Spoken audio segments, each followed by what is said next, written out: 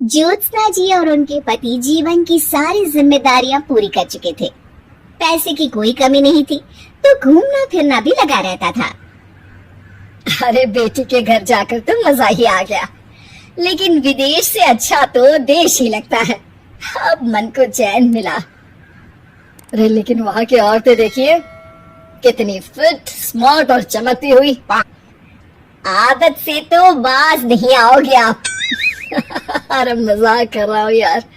अच्छा मैं जरा बाजार होकर आता हूँ। पति बाजार जाता है, जहाँ उसे एक अजीब सी दुकान दिखाई देती है। अरे ये क्या बात हुई? अंदर आओ 50 के, बाहर निकलो 40 के। हम आपकी 10 साल उम्र कम करते हैं। ऐसा क्या करते हैं भला? सर अंदर जाकर ही देख लेता हूँ। अंदर एक सुंदर सी लड़की खड़ी होती है। सुंदरी जी, ये क्या दुकान है? जरा जादू हम पर भी तो चला दीजिए। यस सर, आपको हमारी एग्जीक्यूटिव एक डेमो के लिए अंदर ले जाएगी। आप अंदर जाएंगी तो आप खुद ब खुद समझ जाएंगी। पति अंदर जाता है, जहाँ सेल्स गर्ल मिलकर पति को नकली बाल, नकली दांत, रंग बिरंगी कपड़े के साथ रंगीन चश्मा लगा देती है। देखिए, अब खुद को शीशे पे देखिए और बताइए सर। हाय दयो, ऐसे तो मैं किसी हीरो से कम नहीं लग रहा। दे दो, सारा सामान पैक कर दो। पति खुशी खुशी वहाँ से निकल जाता है। घर आकर वो सारा सामान छुपा देता है। फिर अगली शाम। सुनो, मैं वॉक पर जा रहा हूँ। इस वक्त? अरे नाती पोतों को वीडियो कॉल करके बात तो कर लो। अब हाँ, आकर करता हूँ ना, पक्का पक्का। पति बाहर जाकर सारा मेकअप करता है और मार्केट में घूमता है, जहाँ उसे एक स्मार्ट सी महिला दिखती है। क्या आपको मुझसे कोई काम है?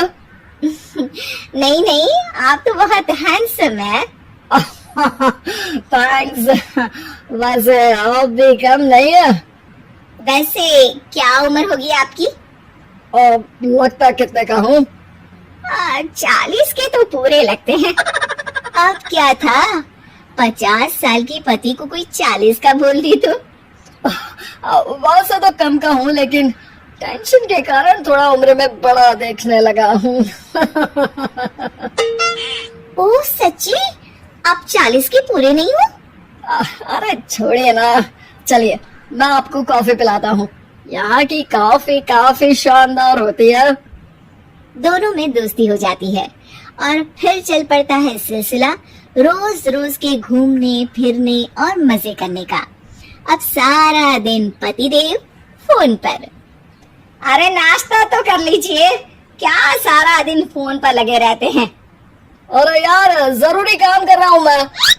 रिटायर हो, पेंशन मिलती है, कोई काम नहीं है, फिर कौन सा जरूरी काम आन पड़ा आजकल? अरे एक प्रोजेक्ट के सोशल नेटवर्किंग का काम है, उसी पर काम कर रहा हूँ। ठीक है, चलो अब नाश्ता कर लो, देर हो रही है। पति अपना नकली सारा सामान बिस्तर के पास छुपा कर सोता, सुबह चुपके से पहनकर बाहर जाता और घर आने पर उतार देता। एक दिन पड़ोसन कहती है, अरे ज्योत्सना बहन, तुम लोगों के घर कोई हैंडसम सा आदमी रहने आया है क्या? अरे कहाँ यार, मैं और ये दो ही तो लोग हैं घर में। हैंडसम सी शक्ल देखे तो मुझे भी जमाना हो गया है। अरे पता नहीं, वो जाता तो तुम्हारे ही घर में है, क्या पता कौन होगा। अरे तुम्हारी उम्र हो रही है ना, और भाई साहब को भी गए 5 साल हो गए, शायद इसीलिए अब सारे हैंडसम नजर आ रहे होंगे।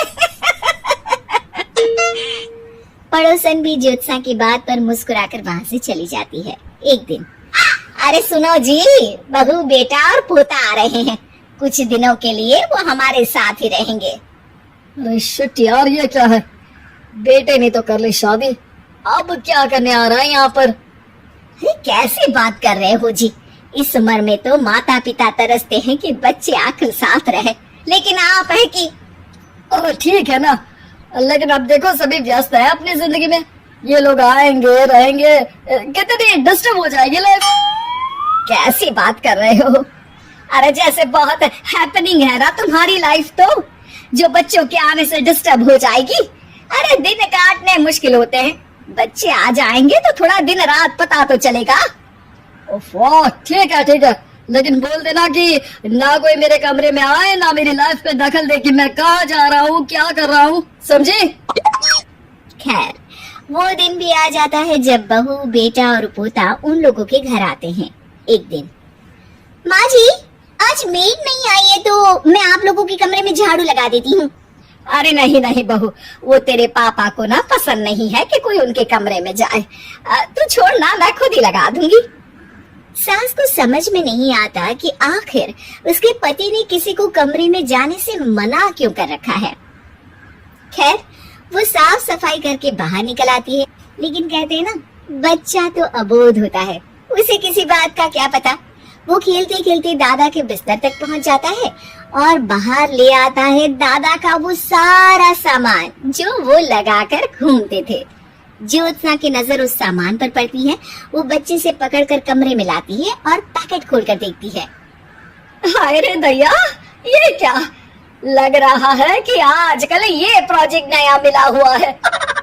बेटी बहू के जाने के बाद ज्योत्सना सोचती है कि वो बात करेगी, लेकिन फिर अरे खुद से बात करूंगी तो मुकर जाएंगे। पता लगाना होगा कि माजरा क्या है। कुछ दिनों बाद, अरे यार, ये बच्चे लोगों के आने से लाइफ ना बड़ी डिस्टर्ब सी रही। मैं कुछ देर के लिए वॉक पर जा रहा हूँ, आराम से आऊंगा 2-4 घंटों के बाद, ठीक है? मैं क्या सोच रही हूँ कि मैं भी आपके साथ चलती हूँ। अरे थोड़ा रिलैक्स मैं भी तो हो जाऊं। हाँ, पड़ोस वाली बुढ़िया के साथ नीचे पार्क में जाकर वॉक करके आ जाओ। अच्छा जी, तुम कार से लॉन्ग ड्राइव के मजे लो और मैं पड़ोस की बुढ़िया के साथ। पति नहीं मानता और अपना पैकेट और कार लेकर निकल जाता है। रास्ते से वो उस महिला मित्र को फोन करता है। हाय ब्यूटीफुल, मैं कुछ दिनों के लिए आउट ऑफ कंट्री था, आज आ गया तो सोचा तुमसे मिल लूं। हाँ, क्यों नहीं, क्लब में आ जाओ। पति क्लब में पहुंचता है, सारा नकली सामान चिपका भी लेता है, लेकिन उसे पता नहीं होता कि ज्योत्सना ने सबका गोंद निकाल दिया है। ओ बेबी, मैंने आपको बहुत मिस किया। मैंने भी। लेकिन वो जैसे ही हंसता है, उसके नकली बाल गिरकर हाथ में आ जाते हैं, जिससे उसका सर गंजा दिखता है। ओ ये क्या? तभी उसका दांत भी हाथ में आ जाता है और ज्योत्सना के पति का सारा बुढ़ापा उसकी दोस्त के सामने आ जाता है। हे भगवान, अंकल जी, कौन है आप? क्या ऐसी बात कर रहे हो अंकल? मैं तो तुम्हारा दोस्त हूँ। अरे पर हो तो अंकल ही ना। नकली दांत, नकली बाल और क्या क्या नकली है। पति को गुस्सा आ जाता है। वो महिला के बाल पकड़कर खींचता है, जिसके बाद उसका बाल भी उसके हाथ में आ जाता है और महिला के सारे पके बाल सामने आ जाते हैं। ओह, तो तुम भी उसी दुकान से हो? जाओ 50 के निकलो 40 के। हाँ, बढ़िया आई मुझे अंकल कहने वाली। लेकिन ये समझ में नहीं आ रहा कि मेरे बाल और दांत बाहर कैसे आ गए। तभी वहाँ ज्योत्सना आ जाती है।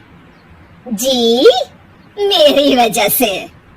चलिए इन आंटी जी को नमस्ते कहिए, फिर घर चलते हैं और वहाँ मैं बनाऊंगी आपको 40 का।